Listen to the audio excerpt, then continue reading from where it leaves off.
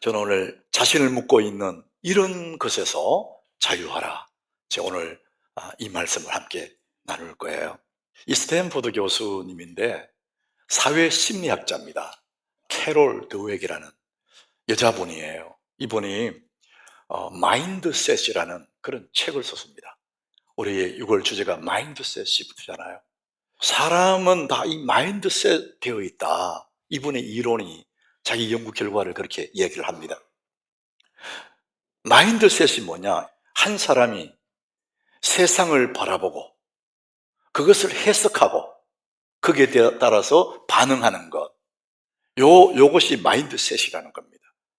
요것을 합해가지고 마음의 태도, 그 사람의 삶의 가치관, 다른 말로 마인드셋 이렇게 표현을 하는 거예요. 이것이 그 사람을 지배하고 있다는 것이죠. 캐롤 드웨그는 이 두 가지 마인드셋을 얘기해요. 이 책에서 고정 마인드셋, 성장 마인드셋 이렇게 얘기합니다. 이 고정 마인드셋은 어떤 거냐 하면은 자꾸만 내 능력은 타고나는 것이다 이렇게 생각하는 거예요.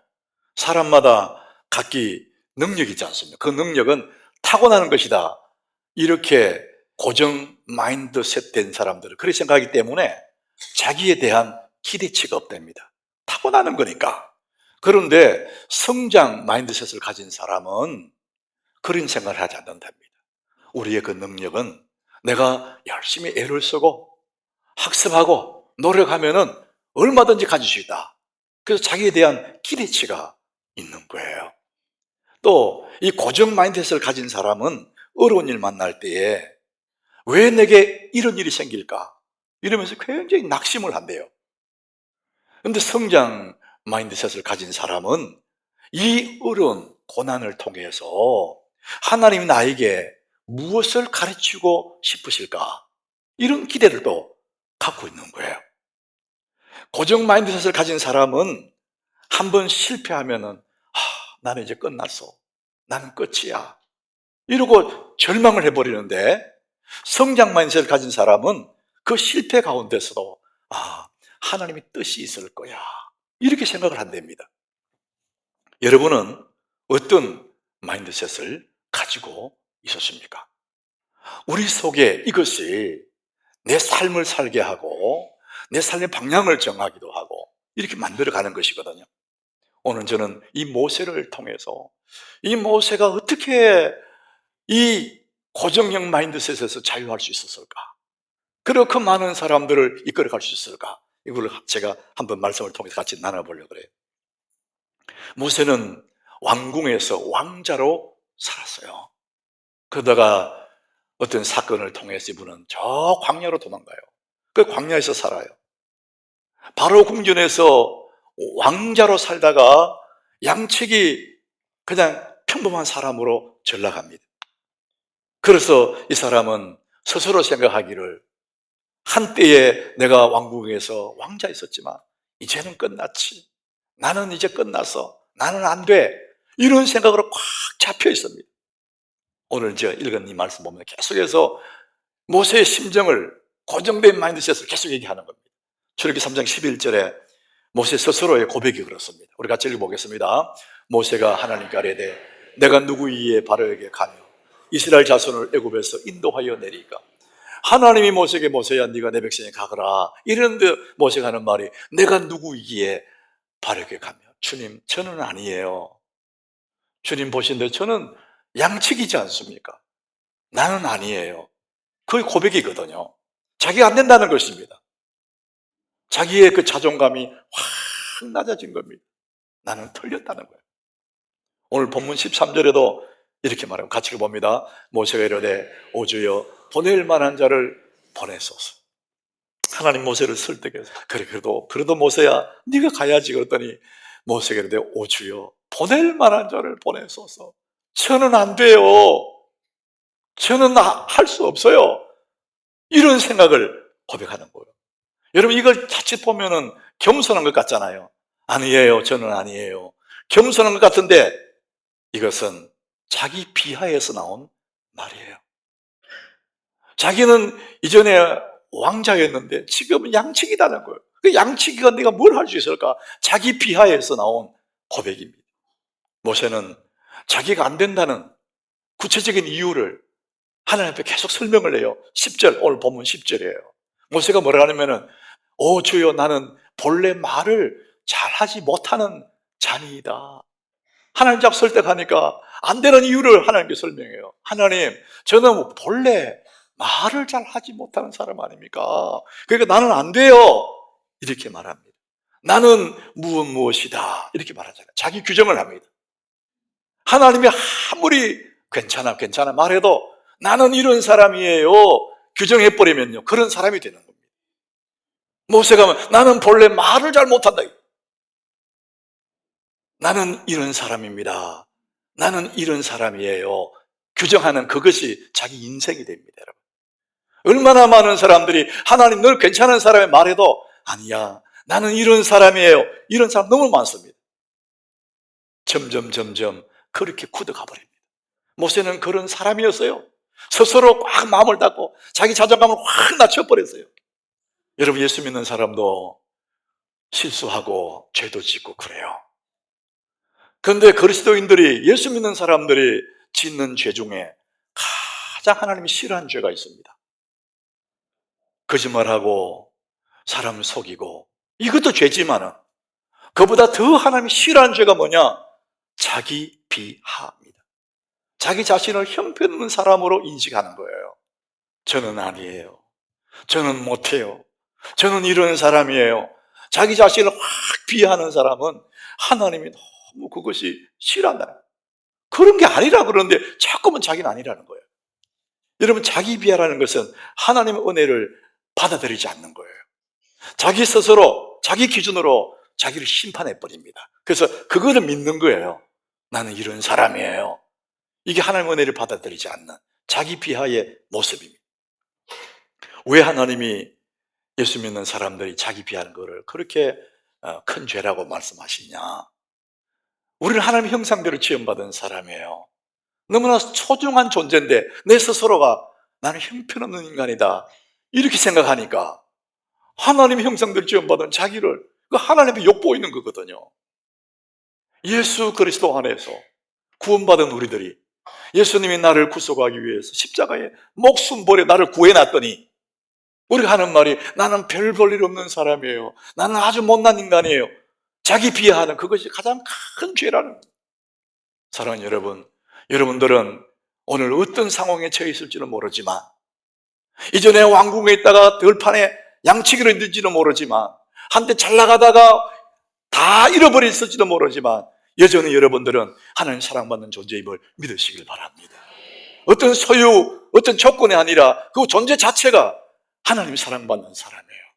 하나님 형상을 입은 사람이고 예수의 피로 구속받은 사람이란 말이에요. 나는 그렇게 소중한 사람인데 자기를 자꾸 비하하는 것입니다. 하나님의 은혜를 바라보지 않고 자기만 바라보니까 그렇답니다. 마음에서 들려오는 사랑의 소리, 헨리 나우엔이라는 사람이 이 책에서 이렇게 얘기합니다. 우리 속에는 자기의 비하의 음성이 날마다 들린답니다. 넌 충분히지 않아, 너는 자격 없어, 이런 소리가 끝없이 우리 속에 들려온답니다. 그래서 그 말을 귀를 기울이면 그렇지, 나는 별 볼 일 없지, 이렇게 생각하게 되는 거예요. 그런데 하나님이 뭐라고 하시느냐? 너는 내가 사랑하는 사람이야, 너는 내 사랑하는 아들이야, 너는 사랑하는 딸이야. 끝없이 또 하나님 그렇게 말씀하셨는데 불구하고 아니에요, 나는 원래 이런 사람이에요, 자기 비한다는 것입니다. 사랑하는 여러분, 여러분 어떤 상황에 처해 있다 할지라도 하나님이 사랑받는 소중한 존재임을 믿으시길 바랍니다. 성경은 확실하게 기록합니다. 로마서 8장 38절 39절이에요 얼마나 우리가 사랑받는 사람인지 그것을 성경에 기록합니다. 우리 같이 읽어봅니다. 내가 확신하노니 사망이나 생명이나 천사들이나 권세자들이나 현재일이나 장래일이나 능력이나 높음이나 깊음이나 다른 어떤 피조물이라도 우리를 우리 주 그리스도 예수 안에 있는 하나님의 사랑에서 끊을 수 없으리라. 아멘. 이 세상의 그 어떤 것도, 그 어떤 상황도 우리를 우리 주 그리스도 예수 안에 있는 하나님의 사랑에서 끊을 수 없으리라. 여러분 이 말씀을 믿으시길 바랍니다. 내가 확신하노니 그랬어요. 확신하노니. 내 처한 상황과 아무 상관없이 나는 하나님이 사랑받는 존재라는 겁니다. 누가 하나님의 사랑에서 끊겠느냐? 끊을 수 없으리라. 사랑하는 여러분, 내가 가진 능력의 문제가 아닙니다. 하나님에 대한 신뢰의 문제예요. 내가 가진 소유의 문제가 아니고 하나님에 대한 믿음의 문제가 되는 것입니다. 우리 안에 자꾸만 사이드 브레이크가 잡고 있는 그게 뭐냐면 나는 누구인가거든. 나는 누구인가. 그것보다도 하나님이 누구신가 바라볼 때 이 브레이크가 끊어지는 것입니다. 내가 누구인가 생각하면 우리 안에 뭐가 선한 게 있겠습니까? 그런데 하나님이 누구신지 바라보는 순간에 우리는 자유함을 누리게 되는 것입니다. 마가복음 9장 23절에 예수님이 하신 말씀 우리 같이 봅니다. 예수께서 이르시되 할 수 있거든이 무슨 말이냐? 믿는 자에게는 능히 하지 못할 일이 없느니라 하십니다. 고정 마인드셋을 가진 자기 사람들은 내가 뭘 할 수 있겠어요? 나는 못해요. 자기 능력을 생각하지만 할 수 있거든이 무슨 말이냐? 우리를 창조하신 그분을 바라볼 때 믿는 자에게는 능히 하지 못할 일이 없느니라. 능력의 문제가 아니라 하나님을 신뢰하는 신뢰의 문제, 하나님을 믿는 믿음 안에서 무엇이든지 할 수 있다. 성경은 그렇게 말씀하고 있습니다. 하나님은 모세에게 말씀하세요. 출애굽기 3장 12절에 하나님이 이르시되 내가 반드시 너와 함께 있으리라. 따라합시다. 너와 함께 있으리라. 이 최고의 은혜지 않습니까? 내가 너와 함께 있겠다. 네가 부족하다, 말 못한다 이렇게 말하지만은 하나님이 이르시되 내가 반드시 너와 함께 있으리라. 너의 능력의 문제가 아니고 네가 나를 신뢰하는 믿음의 문제다.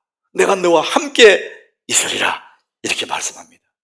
이 하나님을 믿고 이제 모세는 애굽으로 가요. 그의 백성들을 구출하러 갑니다. 17절로 보면 마지막 17절인데 하나님 말씀 내가 너와 함께 있을 테니까 너는 이 지팡이를 손에 잡고 이것으로 이적을 행해라. 이 지팡이는 양치든 평범한 막대기예요. 그런데 이 지팡이를 손에 잡고 이것으로 이적을 해라. 내가 너와 함께 할 테니까 이적이 일어난다. 이렇게 말씀하거든요. 4장 20절에 그 지팡이가 여호와의 지팡이가 돼요. 모세가 하나님의 지팡이를 손에 잡았더라. 말씀 따라 순종해 가면은 우리가 평범한 그것도 하나님의 도구가 되고 하나님의 지팡이가 되는 거예요. 모세는 그걸 가지고 10가지 재앙을 일으켜요. 이 애굽의 바로왕이 감당할 수 없는 기적을 이 지팡이를 일으킵니다. 그리고 그 백성들이 끌어냅니다.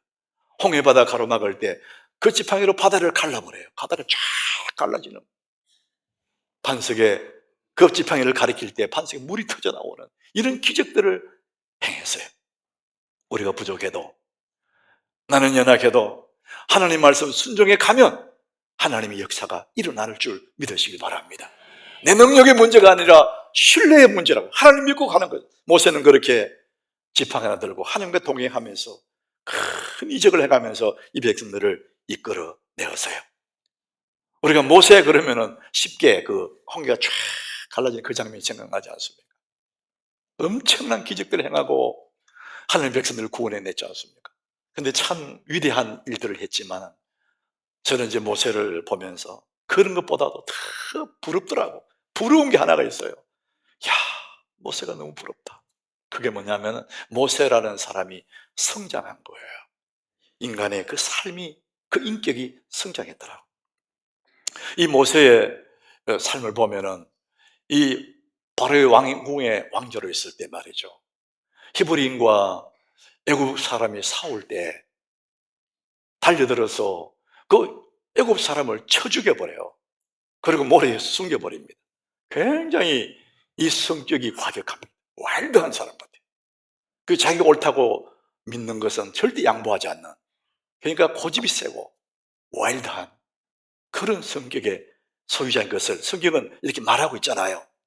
이런 사람이 얼마나 변했는지 민수기 12장 3절에 보면은 모세가 이렇게 변했답니다. 우리 같이 읽어봅니다. 이 사람 모세는 온유함이 지면의 모든 사람보다 더하더라. 저는 이게 너무 부러운 거예요. 그렇게 와일드한, 과격했던 그 성격. 고집이 셌던 그 사람, 그런 사람이, 이 사람 모세가 온유함이, 따뜻하고 겸손한, 자기를 비워버리는 그 마음, 예수님 닮은 이 온유함이 지면의 모든 사람보다 더하더라. 야, 이게 너무 부러워요. 여러분, 우리는 모세가 기적을 행하고 그 백성을 구출한 것 대단하지만은, 모세 개인적으로는 그것보다도 하나님 앞에서 지면의 모든 사람보다 자기 인생이 변한, 인격이 변한 겁니다. 온유함이 지면의 모든 사람보다 더하더라. 겸손하고 온유한 예수님 닮아가더라는 것이죠. 여러분, 우리를 묶고 있는 이 고정된 생각, 이 억압된 부정적인 생각에서 자유하는 것은 어느 한순간에 되는 게 아닙니다. 긴 여정이에요. 과정입니다, 과정. 내가 성장하면, 내가 하나님 앞에 성장해 가면은 그냥 그렇게 변해가는 것입니다. 그래서 여러분, 우리 인격이 변하고 성품이 변한 것은 어느 과정입니다. 여정이에요. 모세는 그런 세월을 지나가면서 그 과격했던 그 마음이 지면의 모든 사람보다 더 온유했다. 너무 그것이 부럽고, 저는 그것에 제가 이렇게 돼야 되는데, 이런 생각이 들더라고요. 모세가 어떻게 그렇게 따뜻하고 온유하고 지면의 모든 사람보다 더 자기를 비워내는 겸손한 그런 사람이 되었을까? 우리 한번 따라갑시다. 더 가까이 하나님을 너무 가까이 한 거예요. 그러면서 점점 하나님을 닮아간 거예요. 출애굽기 33장 11절에 그렇게 나옵니다. 사람이 자기의 친구와 이야기함 같이 여호와께서는 모세와 대면하여 말씀하십니다. 여러분, 친한 친구들 아무 서스럼없이 만나지 않습니까? 하나님은 모세를 서스럼없는 친구처럼 대면하여 이야기하는 그런 모습이었다는 거예요. 모세는 시간만 나면, 어떤 일만 생기면은 회막에 들어갑니다. 회막, 텐트 속에. 텐트를 영어표기 보면은 만남의 장소 걸어놨어요. 그 장소에 가서 하나님을 만나는 겁니다. 하나님 앞에 도란도란 친구처럼, 친구와 얘기함 같이 여호와께서는 모세와 대면하여 말씀하셨다, 이렇게 말합니다. 하나님을 점점 가까이 더 가까이 하면서 모세는 자기도 모르게 그 하나님을 닮아버리는 겁니다. 사랑하는 여러분, 하나님께 가까이함이 복인 줄로 믿습니다. 우리는 누군가를 닮게 되어 있습니다. 세상을 가까이 하면 세상을 닮습니다. 모난 사람 가까이 하면 그 사람 닮아요. 근데 온유하고 겸손한 주님을 가까이 하다 보니까 주님을 닮아간 거예요. 야고보 4장 8절을 이렇게 기록합니다. 우리 같이 봅니다. 하나님을 가까이 하라. 그리하면 너희를 가까이 하시라. 여러분들이 하나님을 가까이 하면 하나님은 나를 가까이 하라. 하나님 모세와 대면하여 말씀하시는 것처럼 하나님을 가까이 가면 가까이 갈수록 주님 내게 가까이 다가오시고 나는 점점 주님을 닮아가게 되어 있습니다. 우리 신앙의 가장 핵심이 있다면 나라는 사람이 주님을 닮아가는 것, 이 성장해 가는 것, 이것이 얼마나 큰 기쁨이고 큰 만족인지 모릅니다. 저는 내 서재에 소중한 책들, 다문책 다 중요하겠지만 자주 손이 가는 그런 책은 바로 내 뒤에 이렇게 꽂아놨어요. 그 중에 한 권이 내 영혼을 위한 일기서기라는 책입니다. 이 책을 쓴 사람은 헬렌 세페로라는 주부입니다. 주부. 가사를 돌보면서 남편을 내조하고 아이를 기르면서 일하는 워킹맘이에요. 얼마나 바쁘겠어요. 얼마나 힘들겠어요. 그러니까 가정일을 돌보고 직장을 가고 하다 보니까 늘 허덕허덕거리는 겁니다.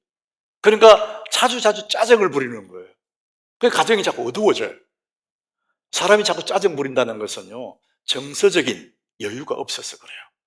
마음이 정서가 메마르면 짜증 부리게 돼 있거든요. 그래서 이 헬렌 스스로도 내가 메말랐구나, 이걸 알게 된 거예요. 그래서 어느 날 동네, 자기가 살고 있는 버클리 그 동네 조용한 카페에 찾아가요. 그리고 커피를 한 잔 시켜서 창가에 앉아요. 노트를 펴놓고 그 책의 섹션이 하나님께 말 걸기 그렇게 돼 있어요. 하나님께 이제 말을 거는 겁니다. 너무 바쁘게 사느라고 하나님 잊고 살았는데 오늘은 조용한 카페에서 하나님께 말을 거는 거예요. 노트를 펴놓고 하나님 그러면서 하나님께 말을 걸어요. 노트에다가 하나님 이렇게 썼어요. 그리고는 하나님이 뭐라고 하시는지 기다려요. 여러분, 우리가 믿는 하나님은 살아계신 줄 믿습니다. 하나님께 말을 걸면 그분이 살아계시기 때문에, 하나님이 아주 인격적인 분이기 때문에 우리에게 말씀하시거든요. 근데 오해 말아야 될 것은 육성으로 들려오는 그런 음성이 오는 게 아닙니다. 하나님이 영이지 않습니까? 그러다 보니까 하나님이 어떻게 말씀해 오시느냐, 우리가 함께 지금 나누는 이 말씀 속에 성령의 감동도 있으시고, 우리가 고요히 하나님 앞에 엎드리면 고요한 내 마음 깊은 곳에 느낌으로 찾아옵니다. 그래서 이 헬렌이 그날 하나님 노트에 적어놓고 하나님의 그 임재하심을 기다리는, 하나님 뭐라고 하시는지 몇 분간의 침묵이 흐른 뒤에 그 마음에 하나님의 느낌이 찾아온 겁니다. 그 느낌대로 노트에 적습니다. 헬렌, 돌아와 주어 반가워. 네가 몹시 그리웠어. 하나님 마음을 느끼면서 적었어요. 하나님이 너무 헬렌을 기다렸다는 것이죠. 그리고 헬렌이 너무 보고 싶어 하셨다는 겁니다. 그 하나님의 그 느낌, 하나님의 마음을, 헬렌, 네가 돌아와 주어서 반가워. 나는 네가 몹시 그리웠다. 이 한 줄을 적어놓고 눈물을 쫙 흘리는, 그렇게 감동이 되더랍니다. 그 순간 눈물이 핑 돌았다. 그 짧은 말 속에는 내가 아무리 애써도 노력해도 짜낼 수 없는 따스함과 용납이 배어 있었다. 그 순간을 잊을 수 없다. 사랑하는 여러분, 하나님은 살아계십니다. 여러분들 하나님 앞에 말씀드리면 하나님 다 들으십니다. 우리가 하나님께 마음을 열면 주님이 다 말씀하십니다. 하나님은 살아계십니다. 그래서 하나님께 가까이 갈수록 우리 점점 주님을 닮아가는 겁니다. 내 안에 있는 고정된 관념들이 다 깨어지고 하나님을 닮아가면서 자유를 누리게 되는 거예요. 사랑하는 여러분, 새벽마다 우리 말씀 묵상은 하나님께 다가가는, 하나님께 더 가까이 나가는 연습하는 것입니다. 하나님 말씀을 깊이 생각하는 것, 그리고 주님 앞에 이름 불러 기도하는 것, 주님께 더 가까이 나가는 연습하는 거예요. 그러면서 점점 주님께 더 가까이 들어가면서 내 자신이 주님을 닮아가게 되고, 나는 정말 지상에서 가장 온유한 모세만큼 못 될지 모르지만 전혀 다른 사람으로 변화돼 가고 내 마음에 붙잡고 있는 이 고정 마인드셋이 깨어지고 하나님은 자유를 누리게 되는 이 복이 여러분이 있기를 예수 이름으로 축복합니다. 하나님 오늘도 살아계십니다. 오늘 본문 17절입니다. 오늘 본문 마지막 17절 우리 같이 읽어봅니다. 너는 이 지팡이를 손에 잡고 이것으로 이적을 행할지니라. 너는 부족하지만 이 지팡이를 손에 잡고 가면은 이적을 행할 수 있다. 모세는 지금 이 지팡이를 들고 애굽으로 가거든요. 모세가 지팡이를 쥐고 있지만 사실은 하나님이 모세를 붙잡고 있는 줄로 믿습니다. 그러니까 하나님이 모세를 사용하시지 않습니까? 우리가 주님 붙잡고 있는 것 같지만 사실은 주님이 나를 딱 잡고 있는 거예요. 내가 주님을 잡을수록 주님은 더 강하게 우리를 붙들어 주시는 것입니다. 고린도후서 3장 17절에 이렇게 말씀합니다. 우리 같이 봅니다. 주는 영이시니 주의 영이 계신 곳에는 자유가 있느니라. 어디에 자유가 있느냐? 주님의 영이 있는 곳에. 이 주는 그리스도를 말합니다. 그리스도 예수, 그분이 영으로 우리 안에 계시지 않습니까? 주의 영이 계시는 곳에는 자유가 있느니라. 내가 주님 붙잡고 있는 거죠. 주님이 나와 함께 하시는, 주님이 다 나를 끌어안고 계시는 것입니다. 그러니까 우리는 예수 안에서 얼마든지 우리는 자유할 수가 있는 것입니다. 여러분, 모든 묶여있는 포로에서 예수 이름으로 자유를 누리시기를 축복합니다. 점점 주님 닮아가. 그래서 우리는 마침내 창공을 쫙 날아가는 새처럼 이 온 세상을 바라보면서 기뻐하고 하나님 위대하심을 노래하는 이 참 자유를 누리시기를 예수 이름으로 축복합니다.